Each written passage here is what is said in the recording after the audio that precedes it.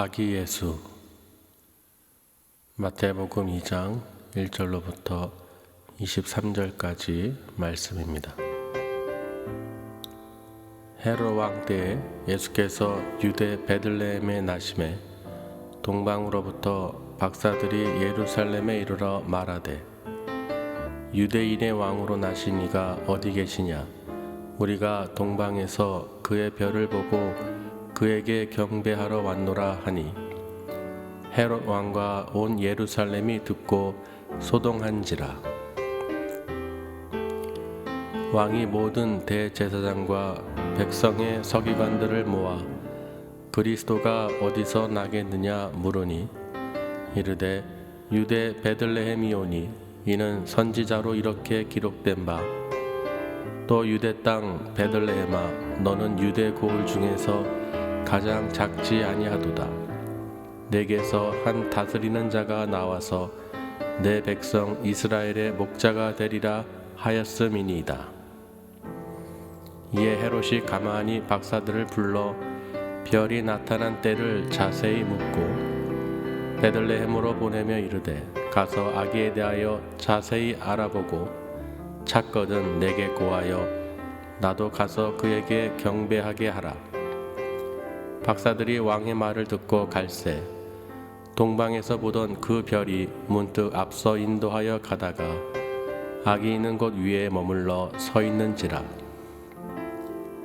그들이 별을 보고 매우 크게 기뻐하더라. 집에 들어가 아기와 그의 어머니 마리아가 함께 있는 것을 보고 엎드려 아기께 경배하고 보배합을 열어 황금과 유황과 모략을 예물로 드리니라. 그들은 꿈에 헤롯에게로 돌아가지 말라 지시하심을 받아 다른 길로 고국에 돌아가니라. 그들이 떠난 후에 주의 사자가 요셉에게 현명하여 이르되 헤롯이 아기를 찾아 죽이려 하니 일어나 아기와 그의 어머니를 데리고 애굽으로 피하여 내가 내게 이르기까지 거기 있으라 하시니 요셉이 일어나서 밤에 아기와 그의 어머니를 데리고 애굽으로 떠나가 헤롯이 죽기까지 거기 있었으니 이는 주께서 선지자를 통하여 말씀하신 바 애굽으로부터 내 아들을 불렀다 함을 이루려 하심이라. 이에 헤롯이 박사들에게 속은 줄 알고 심히 노하여 사람을 보내어 베들레헴과 그 모든 지경 안에 있는 산의 아이를 박사들에게 자세히 알아본 그 때를 기준하여 2살부터 그 아래로 다 죽이니 이에 선지자 예레미야를 통하여 말씀하신 바 라마에서 슬퍼하며 크게 통곡하는 소리가 들리니 라헬이 그 자식을 위하여 애곡하는 것이라. 그가 자식이 없으므로 위로받기를 거절하였도다 함이 이루어졌느니라. 헤롯이 죽은 후에 주의 사자가 애굽에서 요셉에게 현몽하여 이르되 일어나 아기와 그의 어머니를 데리고 이스라엘 땅으로 가라. 아기의 목숨을 찾던 자들이 죽었느니라 하시니 요셉이 일어나 아기와 그의 어머니를 데리고 이스라엘 땅으로 들어가니라. 그러나 아켈라오가 그의 아버지 헤롯을 이어 유대의 임금됨을 듣고 거기로 가기를 무서워하더니 꿈에 지시함을 받아 갈릴리 지방으로 떠나가 나사렛이란 동네에 가서 사니 선지자로 하신 말씀에 나사렛 사람이라 칭하리라 하심을 이루려 함이로라. 아멘. 근데 우리가 마지막 때 예수님 만나면 얼마나 기쁘겠어요. 그렇죠. 정말 기쁠 것 같아요. 그래서 오늘 또 이 성탄절을 맞아서 또 아기 예수라는 제목으로 또 우리가 은혜를 나누겠습니다. 먼저 이 요셉과 마리아를 보면은 둘이 결혼하기 전에, 동거하기 전에 이미 마리아에게서 성령으로 잉태가 된 아기 예수님이 있었다는 거예요. 요셉이 마리아를 데려오기를 겁을 냈죠. 왜냐하면 그 당시에 혼인 전에 아기를 갖게 되면 돌로 쳐서 죽입니다. 그럼에도 요셉은 그 아내가 마치 바람핀 거로 생각할 수도 있고 죄를 진 걸로 생각할 수도 있고 또 그걸 발각되면 돌을 쳐서 죽임을 당하는데 차마 그러지 못한 거예요. 그래서 이제 마음속에 그냥 둬야겠다. 그냥 우리 만나지 말자. 그냥 따로 살자. 이런 식으로 이제 생각을 갖고 있었는데 하나님께서 이 주의 천사를 보내서 이제 무서워하지 말라. 이는 하나님께 은혜를 입은 자니라. 성령으로 잉태된 것이다. 라고 분명히 말씀에 기록이 되어 있죠. 그래서 아기 예수를 이 이름도 임마누엘 또 예수라고 지라고 이미 말씀을 주셨어요. 이미 태어나시기 전부터 잉태되기 전부터 하나님께서는 그 모든 과정을 예비해 놓으셨다는 것입니다. 그리고 나서 이 마리아가요. 그 친족인 엘리사벳의 집에 찾아갔죠. 그 남편인 사가랴와 엘리사벳 그 부부도 나이가 많아서 아기를 낳을 수가 없었어요. 그런데 이 사가랴가 그 주의 천사 가브리엘의 말을 듣고 의심한 거예요. 믿지 못한 거예요. 그래서 말을 못하는 그런 이제 상황에 처해졌죠. 그리고 나서 엘리사벳에게 그 아기가 잉태됐는데 그 아기가 잉태되고 나서 6개월이 지난 거예요. 6개월이 되었을 때 이 마리아가 방문한 것입니다. 그 엘리사벳이 잉태한 아기가 누굽니까? 여러분 잘 알고 계시는 바로 세례 요한이죠. 그 복중에 있는 태아가 마리아가 그 오는 것을 보고 뱃속에서 뛰놀았다고 그래 있어요. 그래서 우리도 사람들도 아기를 가지면 태교라고 하죠. 그러니까 아기들이 벌써 다 알고 있어요. 소리도 다 듣고 그런 거 무슨 기분을 느낀다는 것입니다. 그래서 말씀도 읽어주고 사랑으로 해주고 음악도 틀어주고 그러는 거예요. 그러니까 엘리사벳의 그 뱃속에 태중에 있던 6개월 된 세례 요한이 예수님께서 오신 걸 보고 아주 그냥 혼자서 날뛴 거예요. 뱃속에서 그냥 막 기뻐가지고 막 발목을 친 거예요. 그리고 나서 이제 집에 돌아갔을 때 이 6개월 됐을 때 이제 이미 마리아는 잉태된 상태죠. 아기 예수님이 있죠. 그리고 나서 그 나사렛이라는 곳에서 갈릴리에 살고 있었는데 그 당시에 그 가이사 이 아구스도라는 그 왕이 명을 내린 거예요. 무슨 명을 내렸느냐? 호적하라고 명을 내린 것입니다. 그래서 수리아 총독이 된 그 고레뇨가 이 호적하라고 이제 명을 내리니까 그걸 이제 시행을 한 것이죠. 그러니까 어쩔 수 없이 요셉은 자기의 그 고향인 다윗의 동네인 베들레헴으로 가야 되는 거예요. 그러니까 마리아가 예수님을 잉태하고 나서 거의 10개월이 다 돼가는 것이죠. 예, 다 돼갈 쯤 1년이 안 되는 그 기간에 호적하러 이제 베들레헴으로 가야 되는 거예요. 그래서 베들레헴에 거의 도착했을 때 어떻게 해요? 이 해산할 때가 다 돼서 날이 차서 해산해야 되는데 여관이 없는 거예요. 머무를 곳이 없는 거예요. 그래서 어디에서? 마구간에서. 그 낮고 낮은 곳에서 만물의 주인이신 아기 예수님이 탄생을 하였습니다. 여러분 잘 알고 계시죠? 그런데 이 이야기가, 이 말씀이 그냥 우연이 된 것이 아니라 구약의 모든 선지자들로부터 예언이 되어 있었어요. 분명히 한 아기가 태어날 것을, 그 모든 그 구원자, 이스라엘 민족을 구원할 그 한 아들을, 하나님의 아들을 보내주실 것을 말씀에 기록해 놨다는 거예요. 이사야서 7장하고 9장에 기록이 되어 있죠. 우리 말씀을 보면 이사야서 한번 찾아보실까요? 7장 14절. 그러므로 주께서 친히 징조를 너희에게 주실 것이라. 보라, 처녀가 잉태하여 아들을 낳을 것이요 그의 이름을 임마누엘이라 하리라. 분명히 이사야 선지자를 통하여서 이사야서 7장 14절에 분명히 그 징조에 대해서 분명히 기록해 놨어요. 예수님이 이 땅에 오시기 전에 벌써 예전부터, 오래전부터 이 선지자를 통하여서 예언을 해놓은 것입니다. 분명히 처녀가 잉태하여 날 것이라고 기록해 놨죠. 그래서 마리아에게서 그 성령을 잉태하여 하나님의 은혜를 입어서 태어나게 되시는 것이죠. 임마누엘, 하나님과 함께 하심이라 라는 뜻이죠. 하나님과 동행하는 사람이죠. 그리고 나서 이사야서 9장 6절 말씀도 보시면 이는 한 아기가 우리에게 낳고 한 아들을 우리에게 주신 바 되었는데 그 어깨에는 정사를 메었고 그 이름은 기묘자라, 모사라, 전능하신 하나님이라, 영존하시는 아버지라, 평강의 왕이라 할 것임이니라.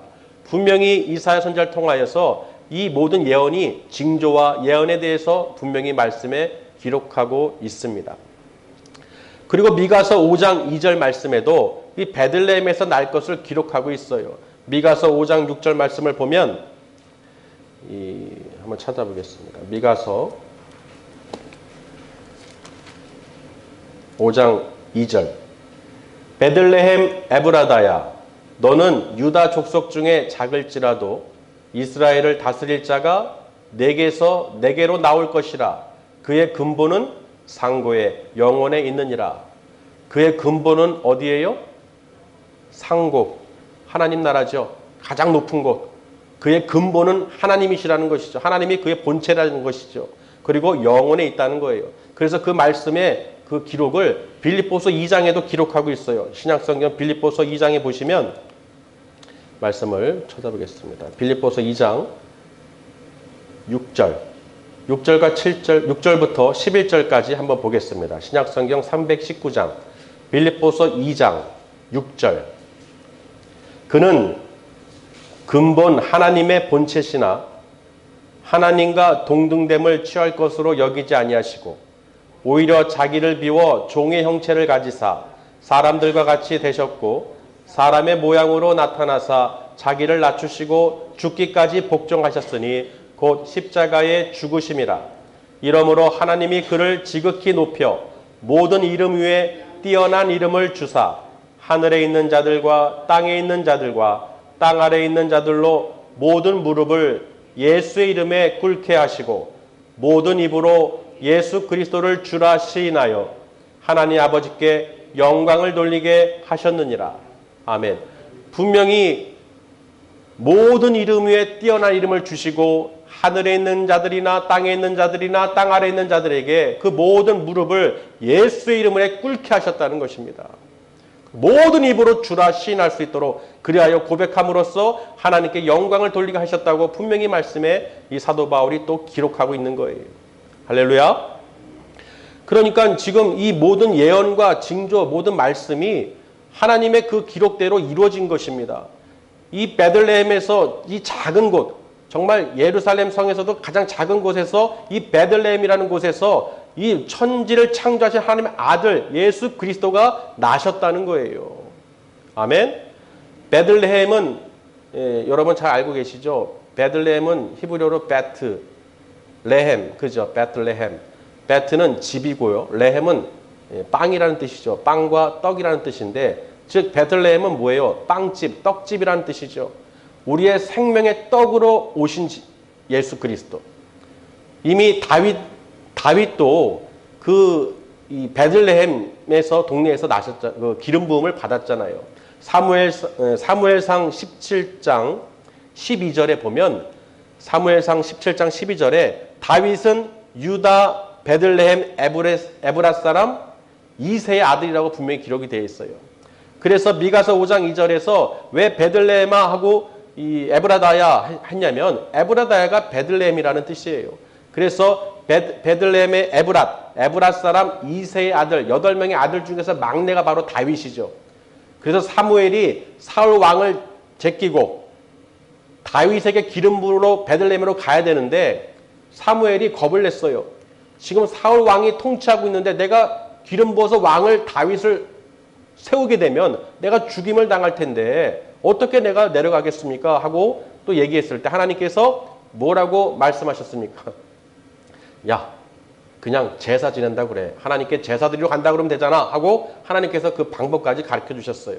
그래서 그 베들레헴 에브랏 사람 이세의 그 집에 가서 첫째, 둘째, 셋째까지 보니까 너무 헌칠한 거예요. 잘생기고 등치도 크고 멋있는 거예요. 아, 이 사람이 왕이겠구나 하고 이 사무엘은 기름 부으려고 했지만 하나님께서 아니다 그런 거예요. 그러면서 마지막 7번째까지 했지만은 없는 거예요. 그래서 마지막에 다윗이 양치는 목자로서 지금 일을 하고 있으니까 다윗을 불러오라 했을 때 내가 그가 오기까지는 떠나지도 먹지도 않겠다. 그래서 왔더니 어떻게 해요? 다윗이 바로 하나님이 택하신 자라는 거예요. 하나님께서는 외모나 어떤 것을 보는 것이 아니라 마음의 중심을 보십니다. 그래서 다윗을 택하시고 기름 부음을 받았죠. 그곳이 어디예요? 베들레헴이에요. 기름 부음을 받고 다윗의 왕으로 삼으셨다는 것이죠. 분명히 예수님의 족보를 보면 분명히 아브라함부터 다윗 때까지, 그렇죠. 다윗 때부터 바벨론으로 포로 잡혀갈 때까지, 포로 잡혀간 이후로 그리스도 때까지 그 계보가 쭉 나와 있잖아요. 14대 총 42대에 걸쳐서 그게 핵심적인 내용들을 분명히 마태복음에 기록하고 있죠. 그러니까 다윗의 집의 족속인 이 요셉을 통하여서 이 예수 그리스도가 나신다는 것입니다. 할렐루야. 그렇기 때문에 오늘 이 모든 것을 우리가 다 확인하고 또 말씀을 통해서 기억하고 있어야 돼요. 단순하게 그냥 온 것이 아닙니다. 예수님이 이 땅에. 분명히 하나님께서는 미리 예고하셨어요. 징조와 많은 말씀에 기록해 놨습니다. 우리를 구원하실 예수 그리스도를 하나님께서 이 땅에 보내주실 것을 약속하셨다는 것입니다. 그리고 그 당시에 예수님께서 베들레헴에서 그 나게 된 배경은 무엇입니까? 바로 호적하라. 분명히 호적하라. 그 명령을 내리게 해서 요셉이 다윗의 동네인 그 베들레헴으로 이동시키셨다는 것입니다. 도착하자마자 바로 나셨다는 것이죠. 그런데 여기서 중요한 것은 또 무엇입니까? 그걸로 끝이 아니라 동방으로부터 온 박사들, 그 박사들을 통해서 하나님께서 또 확증하셨어요. 별을 보고 따라오겠습니다. 그의 별을 보고 내가 따라와 그를 경배하리라. 그 이방민족인 사람들도 어떻게 유대의 왕으로 태어나실 아기 예수를 어떻게 경배하러 예루살렘까지 들어올 수 있겠습니까?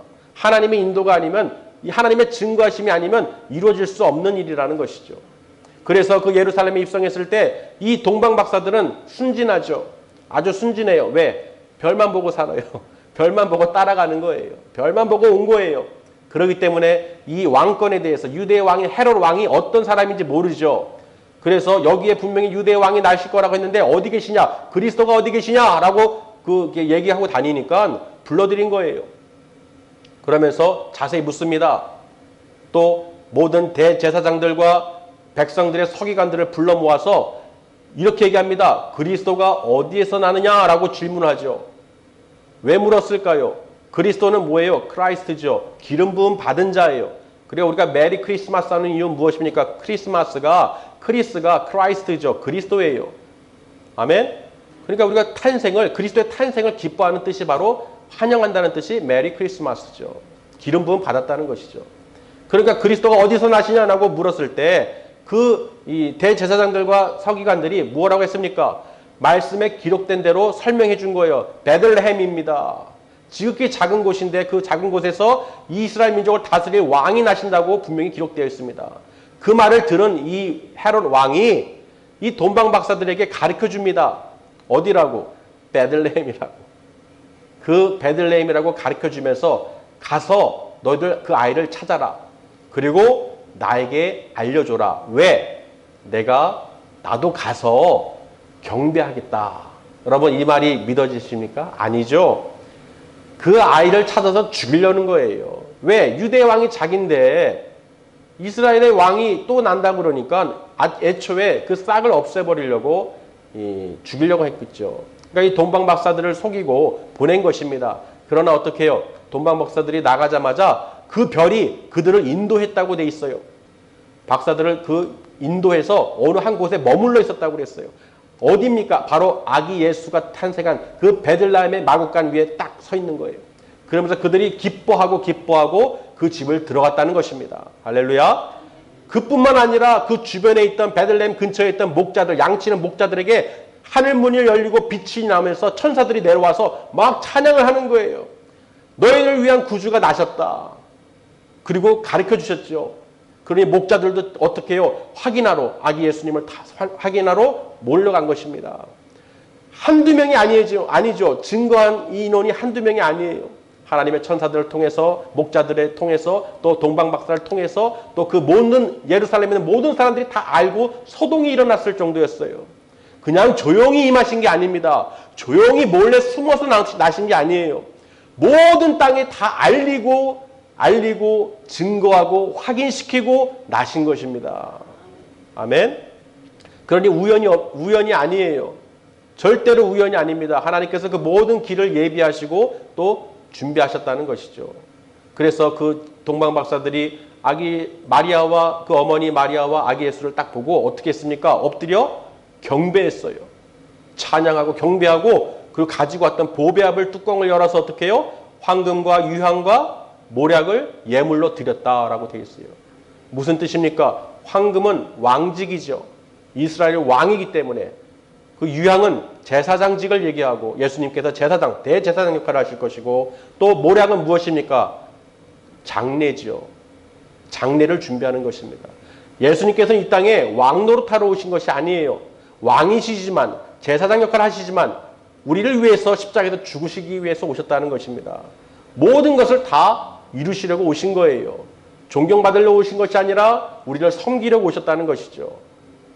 그래서 그 모든 것을 드리고 나서 얼마나 감격에 찼겠습니까? 그 모든 이 우주 만물을 창조하신 하나님의 아들 예수 그리스도를 그들이 눈으로 보았으니 얼마나 기쁘겠어요. 할렐루야. 정말 그 광경을 보면 얼마나 기쁜지 모릅니다. 그런데 이 모든 과정을 이 아기 예수를 탄생한 것을 끝이 아니에요. 예루살렘에 또 시므온이라는 사람이 있습니다. 이 사람이 또 이 예수님을 보지 않고는 구원자 메시아를 보지 않고는 내가 죽지 아니하리라. 그렇게 또 선포한 사람이 있어요. 누굽니까? 시므온이죠. 시므온이 아기 예수를 그 할례대로 그 부모님이 요셉과 마리아가 그 성전에 오니까 시므온이 들어가서 성령의 이끌림 받아서 그 아기를 보더니 얼싸 안았어요. 주님께서 이제 나에게 죽음을 평강을 주시는구나. 내가 편안히 눈을 감을 수 있게 해주시는구나 하고 고백을 했습니다. 그리고 축복해 줬죠. 그 내용이 누가복음 2장 25절에 나와 있어요. 한번 보실까요? 누가복음 2장 25절.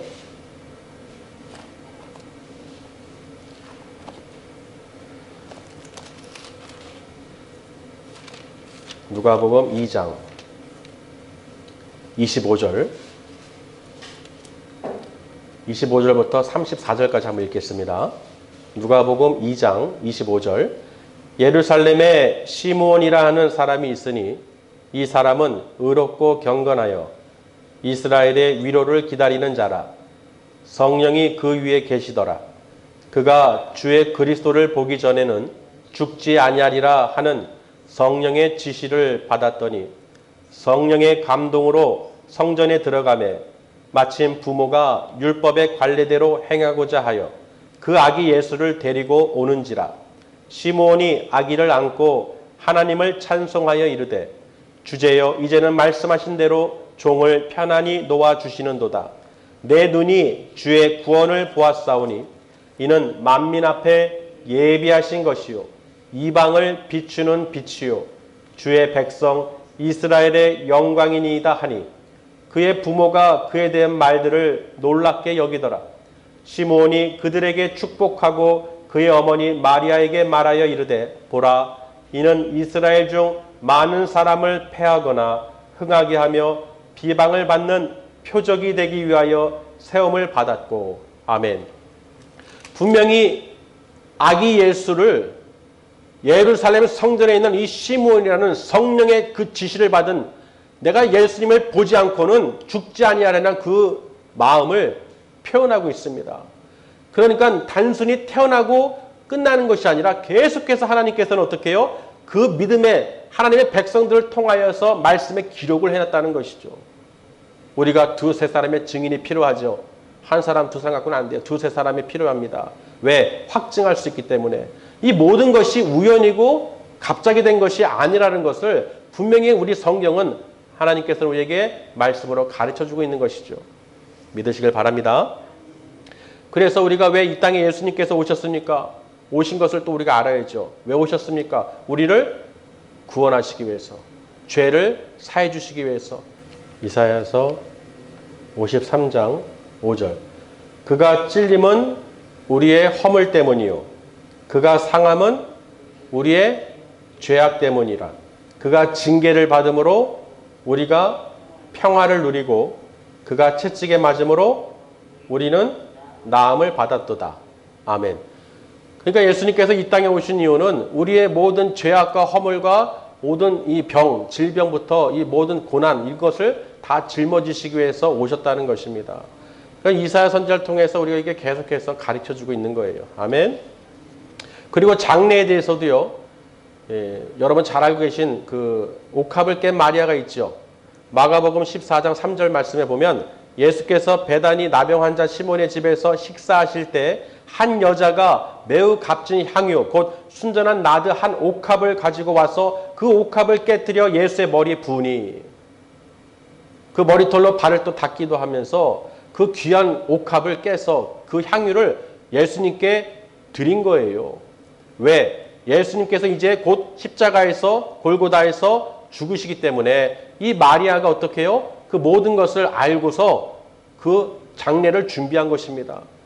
그리고 예수님께서 십자가에 죽으시고 나서도 누구예요? 니고데모. 그 니고데모도 이 향유를 가지고 또 이 침향 섞은 것을 가지고 100근쯤 가지고 왔죠. 그러니까 그 모든 모략과 이 향유는 뭐예요? 예수님의 장례를 준비하는 것입니다. 그러니까 보배합을 열었던 그 동방박사 3명이 그 3개의 그 예물을 보면 황금과 유황과 모략 이것은 벌써 이미 하나님께서 예수님을 통하여서 어떻게 인도하실 것을 이미 보여주고 있는 거예요. 그런데 보세요. 동방박사들이 그 헤롯 왕에게 다시 돌아갔습니까? 안 돌아갔죠. 성령의 그 꿈에 하나님의 지시를 받아서 다른 길로 돌아가도록 고국으로 돌아가도록 피하게 했습니다. 헤롯 왕이 그것을 알았죠. 그러고 나서 밤에 꿈에 요셉에게 나타나서 현몽하여서 이렇게 말씀하십니다. 얼른 아기와 어머니를 데리고 어디로? 애굽으로 피하라는 것입니다. 저들이 지금 헤롯 왕이 너를 아기를 죽이려고 하니 찾고 있으니 얼른 지금 애굽으로 피하라. 그랬더니 헤롯 왕이 못 찾아가지고 화가 났죠. 그래서 그 베들레헴과 그 지역에 있는 2살 아래 동방박사들이 그 때를 별을 본 때를 기점으로 해서 2살 아래를 다 죽인 거예요. 그러니 라마에서 그 울음소리가 넘친다는 소리가 라헬의 비유를 통해서 나왔죠. 라헬이 아기를 못 가짐으로 그 위로를 받지 않으면 그 원통함을 기록해놨어요. 그것이 다 그 길가라는 것이죠. 베들레헴 가는 길목이라는 것이죠. 그러면서 어떻게 해요? 이 애굽으로 피했습니다. 언제까지? 헤롯 왕이 죽을 때까지. 하나님께서 그를 보호하시기 위해서 거기에 애굽에 내가 말할 때까지 기다리라는 것입니다. 결국은 헤롯 왕이 죽고 나서 다시 그 요셉의 꿈에 현몽하여서 이르되 이제 이스라엘 땅으로 들어가라 라고 명령하신 거예요. 그래서 들어갔더니 글쎄 아켈라오라는 헤롯 왕의 그 아들이 이어받은 것이죠. 그러니까 요셉이 두려워서 무서워하니까 다시 꿈의 지시를 받아서 갈릴리 지역으로 인도하신 것입니다. 그 모든 선지자들의 말씀에 나사렛 사람이라는 말을 칭함을 받게 하려고 그대로 이루신 거예요. 그러니까 모든 것이 지명부터 예수님께서 그 발자취가 우연히 하나도 없습니다. 악은 어떻게든지 예수님을 죽이려고 해요. 끝까지 잡아 죽이려고 합니다. 결국은 하나님께서 때를 정해놓으시고 그때의 십자가에서 죽게 하셨어요. 할렐루야. 예수님께서 죽으심으로 우리에게는 어떻게 해요? 은혜가 임하죠. 예수님이 아니었으면 우리는 죄사함을 받을 수도 없고 구원을 받을 수도 없기 때문에. 그래서 나사렛이라는 동네로 다시 돌아가서 거기서 이제 살면서 이제 지냈다는 것입니다. 그래서 오늘은 이 예수님의 그 탄생을 우리가 기뻐하고 정말로 감사하면서 다시 한번 기억하는 시간입니다. 왜 그럴까요? 왜 이 모든 예수님의 탄생을, 그리스도의 탄생을 우리가 왜 이렇게 기억하고 기념할까요? 모든 것이 말씀에 기록된 대로 그대로 이루어진 것입니다. 예언되고 징조와 하나님 선지자를 통하여서 반드시 동방박사를 통해서도 그렇고 목자들을 통해서도 그렇고 하나하나가 다 기록된 대로 준비된 대로 하나님의 사용하는 사람들 통해서 확증하셨다는 거예요. 그 이유는 무엇입니까? 다시 오실 예수님이 있기 때문에 그래요. 재림하실 예수님이 있기 때문에 이 초림하신 예수님을 너희들이 보고 듣고 확실하게 믿음으로 말미암아 다시 오실 주님을 우리가 기다리라는 것입니다. 그 당시에 예수님을 보고도 믿지 못한 자들이 많았죠. 믿는 자들이 있었잖아요. 종교주의자들, 바리새인들, 서기관들, 대제사장들 얼마나 탐욕스럽습니까? 예수님을 눈앞에 보고도 하나님의 아들을 알아보지 못하고 죽이기까지 했어요. 십자가에. 그 예수님을 우리가 말씀을 통해서 아기 예수의 탄생을 기념하는 이유는 모든 것이 하나님의 능력대로 인도대로 역사하여 이루어진 것이라는 것입니다. 그러니까 우리는 이것을 통해서 무엇을 할 수 있어요? 예수님의 재림을 기다릴 수 있다는 거예요. 예수님께서 이 땅에 오신다고 분명히 우리 계시록에도 많이 기록되어 있죠. 요한계시록에서도. 또 마태복음도 그렇고 다 기록되어 있어요. 다니엘서도 그렇고 종말론부터 해서 다 기록이 되어 있어요. 그러니까 우리는 뭐예요? 이 예수님의 초림하신 것처럼 반드시 하나님 보좌 우편에 앉으신 예수님께서 이 땅에 다시 오신다는 것입니다. 다시 오신다는 거예요. 그러니까 우리는 어떻게 해요? 준비하고 있어야 되죠. 그 당시에 동방박사들과 무리들이 예수님의 탄생을 준비한 것처럼, 아멘? 준비하고 또 가서 확인하고 증거한 것처럼 반드시 예수님께서 이 땅에 다시 오시기 때문에 우리가 반드시 준비하고 있어야 돼요. 슬기로운 다섯 처녀와 같이 기름을 늘 가지고 성령 충만한 가운데에서 예수님 오실 그날 마라나타 주 예수여 어서 오소서 하면서 우리가 맞이할 준비를 하고 있어야 됩니다. 올 수도 있고 안 올 수도 있는 것이 아닙니다. 우리는 그때와 시를 알지 못해요. 그러나 오늘 이 예수님의 탄생 우리가 매일 그리스도를 기억하는 이유는 무엇입니까? 예수님이 다시 오실 것이라는 것입니다. 아멘? 그냥 예수님이 탄생하셨으니까 기뻐하고 끝이 아니라 이대로 이루어질 것을 우리가 끝까지 기다리고 다시 오실 주님을 만나기를 소망을 갖는 거예요. 그때는 말씀이 이제 없겠죠.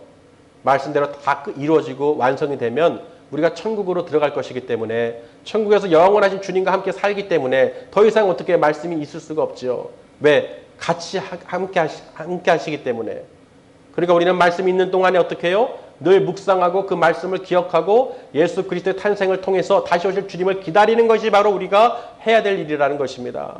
단순히 어떤 행사로 끝나는 것이 아니라 왜 예수 그리스도의 탄생을 통해서 우리가 무엇을 깨달아야 되느냐? 반드시 예수님께서 다시 오신다는 거예요. 그때 가서 다시 누가 가르쳐줄 수도 없습니다. 전할 수도 없어요. 이미 복음은 끝나는 거예요. 오늘 이방의 빛으로 오신다고 분명히 그 시몬이 고백했죠. 이방의 등불이라는 거예요. 우리를 구원하시기 위해서, 이방에 있는 우리들도 구원하시기 위해서 하나님께서 우리를 은혜를 베풀어 주셨다는 것입니다.